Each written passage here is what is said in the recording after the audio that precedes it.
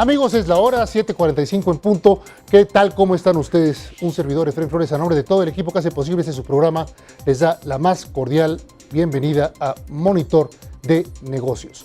Vamos a comenzar el día de hoy con nuestro invitado. Tenemos al ingeniero Víctor Manuel González Olivares. Víctor Manuel es el presidente nacional del IMEF, del Instituto Mexicano de Ejecutivos de Finanzas. Realmente el IMEF lo hemos considerado todos los que estamos involucrados en el mundo de los negocios, de la economía y por supuesto en la comunicación, como uno de los centros más respetados siempre en su opinión y en su análisis económico financiero. Víctor Manuel, ¿cómo estás? Buenas noches, bienvenido. Muy buenas noches, Efraín, un placer estar aquí contigo y con mucho gusto, bienvenido a toda la audiencia. Oye, el tema fiscal.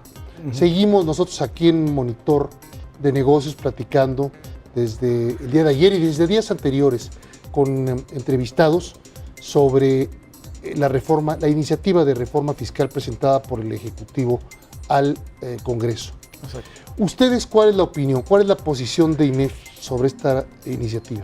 Pues básicamente, como lo vemos, es una reforma completamente recaudatoria y que aún así se queda corta. Vemos que la recaudación que va a tener no va a ser suficiente para cubrir todos los programas sociales que el gobierno de México necesita y necesita sustentar. A ver, todos los medios de comunicación estamos, unos más, unos menos, pero mandando mensajes que son, por supuesto, publicidad pagada, sí, pero que dice el gobierno, esta reforma es lo que México necesita para poder crecer y crecer fuerte en los próximos años. ¿Cómo lo ves tú eso? De hecho, es la reforma que debe tener para crecer y crecer en los siguientes años. Desgraciadamente, la manera como está tratando de recaudar el dinero y afectar a la economía formal, básicamente, y a la clase media, realmente no va a generar el anticíclico que necesitamos, sí, ahorita como está creciendo la economía. Necesitamos tener un sistema diferente, algo que nos genere y que active la economía como está creciendo. Y ahorita, como lo estamos viendo, es un procíclico que va a tener efecto tanto en el comercio como en el desarrollo de la economía media. Pero digo, ¿por qué lo hacen? Porque me da la impresión que todos los señores que están en el sector económico de nuestro país, digo, no se diga, el presidente debe de estar profundísimamente consciente de lo que se necesita. El secretario de Hacienda es un hombre brutalmente conocedor de las finanzas, Luis Videgaray, ¿no? El gobernador del Banco de México, vaya, no se diga tampoco, ¿no? O sea, Agustín Carstens, ¿no? El secretario de Economía, vaya, por favor, ¿no? Ildefonso Guajardo, son gente harto conocedoras de la economía y de las finanzas del país y de lo que se requiere en lo macro, en lo micro, en todo, ¿no? En todo el sentido de la palabra país. Exacto. ¿Por qué están haciendo y presentando entonces una iniciativa de tales características?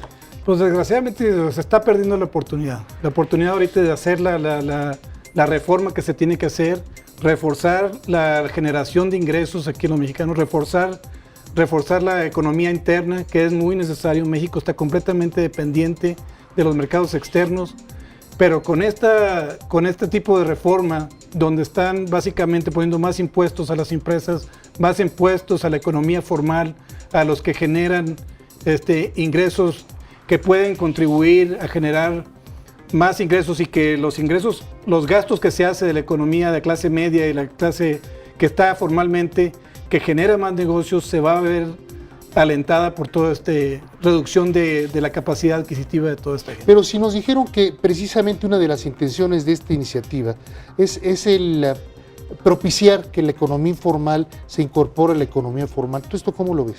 Desgraciadamente, como lo veo, es que se va a incentivar más la economía informal. ¿Por qué? Porque si ahorita estaba la economía informal teniendo un beneficio de no pagar el 30%, ahora va a tener el beneficio de no pagar el 32%. Se está aumentando el premio de no participar.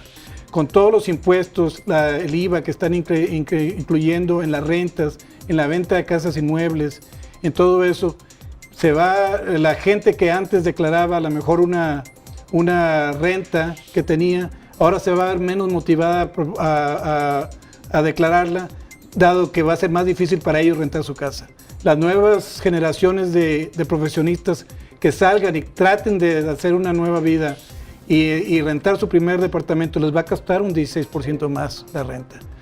Decía Julio Millán ayer, presidente de Consultores Internacional y un hombre también muy conocedor de economía y de las finanzas de nuestro país, empresario también, por supuesto, que además es una iniciativa recaudatoria y en algunos casos confiscatoria. ¿Tú dirías que esto es falso o es cierto? Pues digo, definitivamente va a ser recaudatoria, están teniendo más poder para hacer las investigaciones y para poder, debe ser el derecho de Hacienda, de poder investigar y que se asegure que los mexicanos cumplan con el deber de... Eso nadie lo... Pero por eso te decimos, bueno, entonces que los que están viviendo en la economía informal, ¿no? Los vendedores que ganan mucho dinero, los de las taquerías, algunas taquerías, no todas, exacto, pero algunas, digo, pues también entonces que le echen ganas, ¿no? Sí, definitivamente. Yo creo que uno de los conceptos que tenemos cuando se habla de la economía informal es que pensamos que la economía informal es nada más de la gente pobre. Hay mucha gente muy rica que está en la economía informal.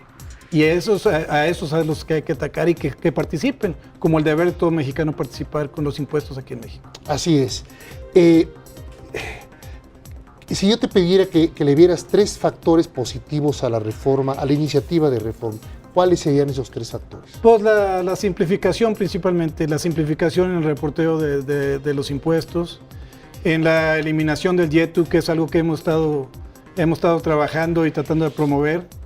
Y también vemos entre positivo la eliminación del impuesto sobre depósitos en efectivo, aunque realmente era un impuesto de control que realmente también lo veíamos positivo, porque cuando menos a la economía informal que hacía de sus depósitos en efectivo, los de cierta flotabas, manera, ¿no? Sí, de cierta manera. Entonces es que flotaran esos y que tuvieran que pagar algo, ¿no? Algo.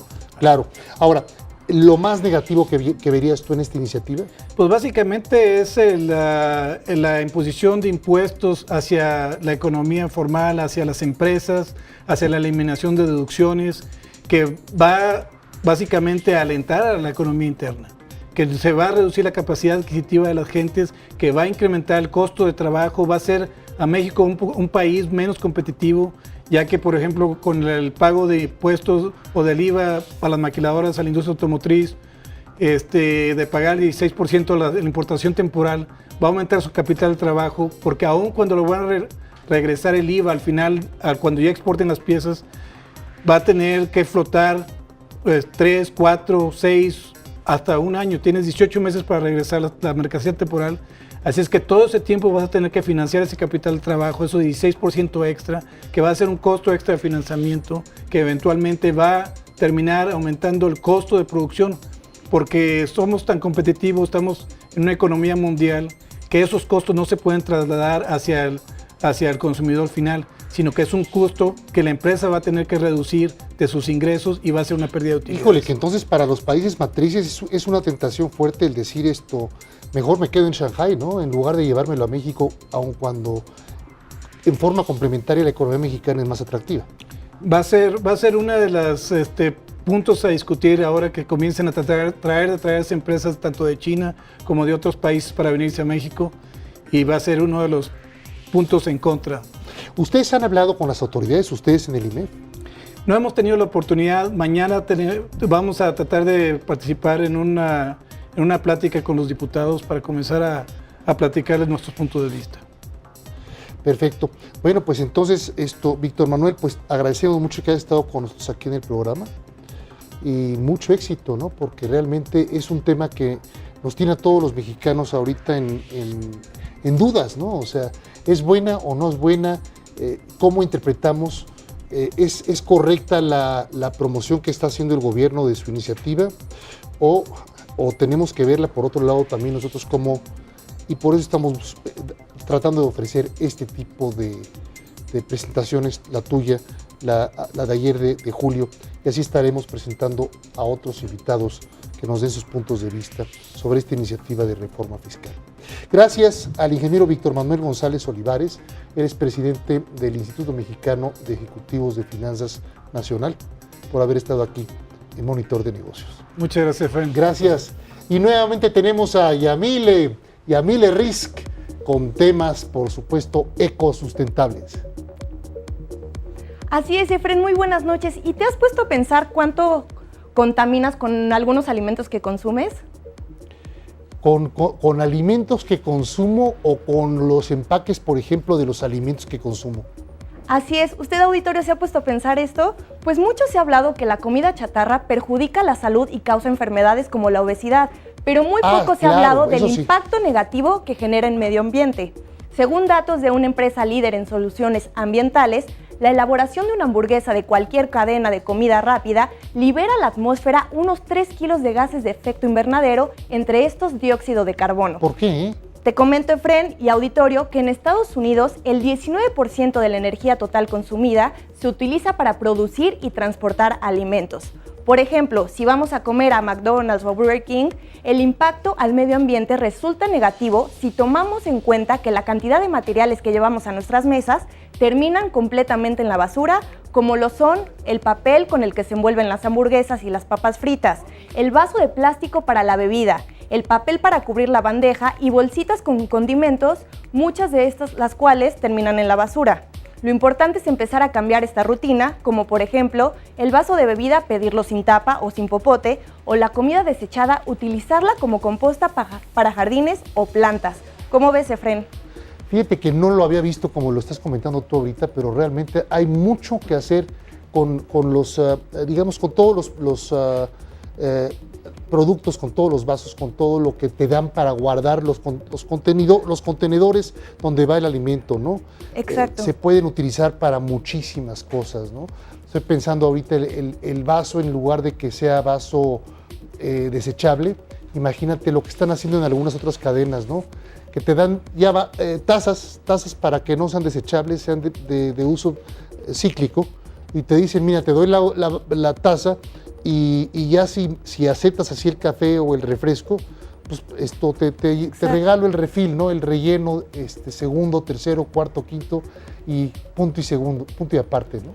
Claro, y de esta manera es ahorrarnos la creación de productos innecesarios. Exacto, también justo lo que comentabas de las tazas, también hay que ver cuánto se gastaría en agua al lavarlas, ¿no? Por ejemplo. Claro, bueno, claro, por supuesto. Todo tiene un pro y todo tiene un negativo, un contra. Gracias, Yamile, por tu comentario muy interesante, ¿eh? Nos hiciste pensar a todos. Yamile Rizk, amigos, gracias por haber estado en Monitor de Negocios. Hasta el día de mañana. Muy buena noche.